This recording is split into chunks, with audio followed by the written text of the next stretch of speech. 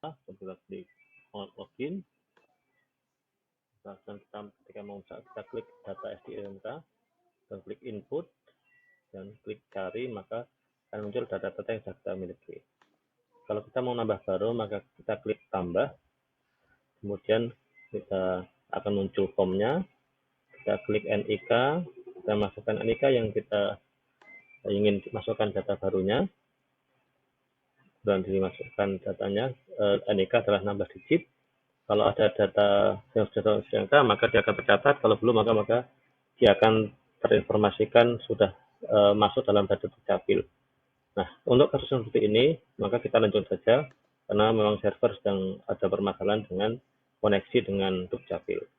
Dan kita inputkan, kalau karena belum ada koneksi, kita inputkan data secara manual, mulai nama, tanggal lahir, alamat, dan sebagainya. Dengan alamat dulu,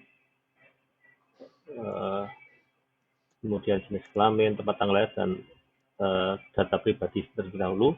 Untuk itu kita harus menyiapkan KTP, karena nama yang ada di dalam SDMK harus sama persis dengan KTP yang ada, baik gelar ataupun tanda gelar harus sama persis dengan KTP yang kita miliki.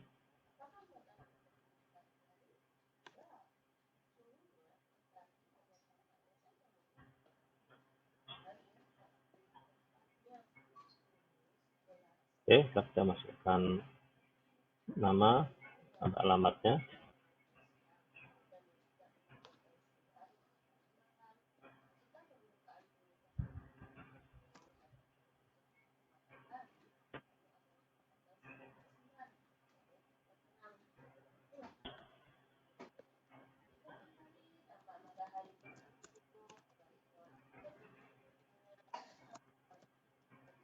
Ketik secara lengkap alamatnya, kemudian kita lanjutkan dengan data fasiankes yang kita bekerja.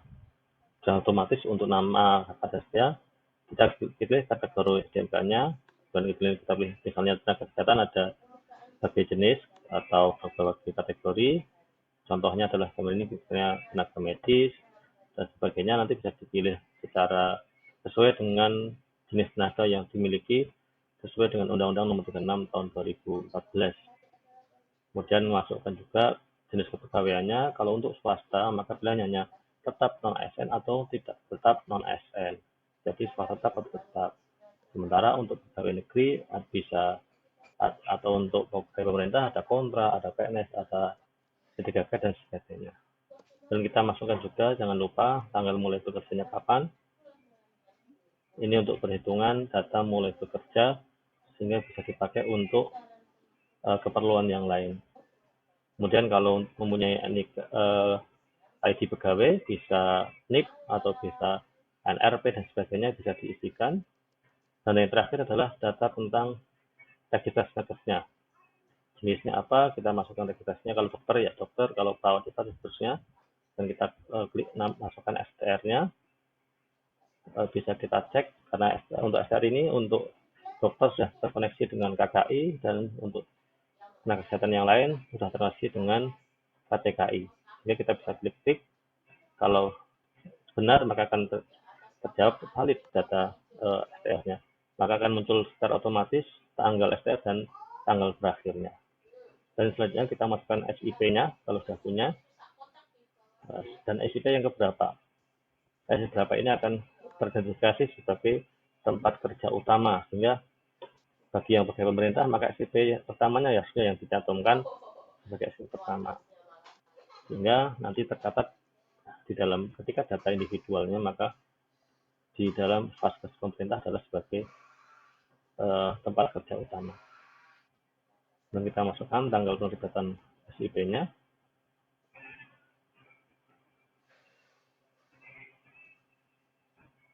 Oke, setelah itu kita klik tambah.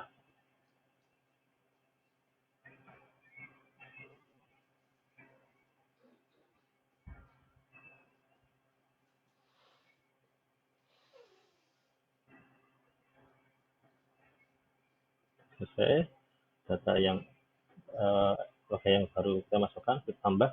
Nah, kan catat di sini data harus ditambahkan menunggu verifikasi oleh Dinkes Kabupaten Kota. Jadi data yang ditambahkan tidak akan muncul sampai ada verifikasi dari Dinkes Kabupaten Kota. Jadi tidak perlu diinput ulang-ulang, tapi cukup dilihat.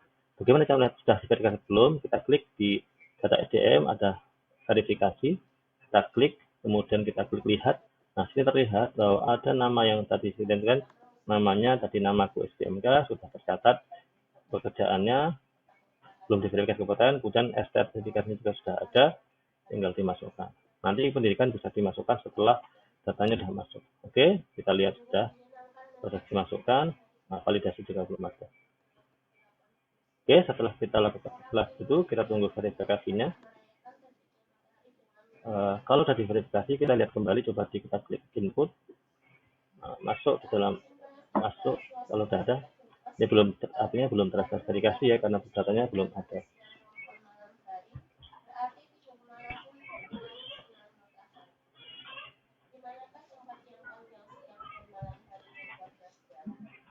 Nah, setelah diverifikasi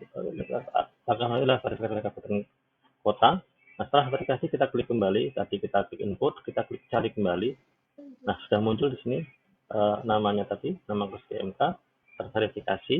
Kita bisa klik, nah sini klik verifikasi akan muncul nanti apa yang sudah dilakukan verifikasi di sini.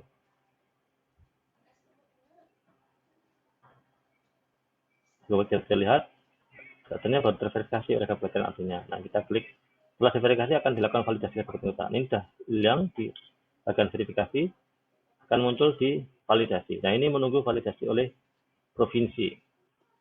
Nanti baru setelah divalidasi, nanti data yang terakhir adalah tervalidasi. Kalau tadi terverifikasi baru oleh kabupaten setempat, maka setelah itu harus langkah selanjutnya adalah divalidasi oleh kabupaten, oleh provinsinya. Baiklah, kita lihat. Di situ kita menunggu validasi dari kabupaten, dari provinsi. Begitu statusnya tervalidasi oleh provinsi, maka bisa kita lihat, kita klik kembali cari. Nah, akan sudah muncul warna hijau tervalidasi, artinya data yang diinput sudah diverifikasi oleh kabupaten kota dan sudah divalidasi oleh provinsinya. Data yang sudah divalidasi maka akan dikirim ke pusat sebagai data nasionalnya. Ini sudah kita lihat, validasinya juga tidak ada. Nah, divalid. Nah, ini sudah tertulis valid.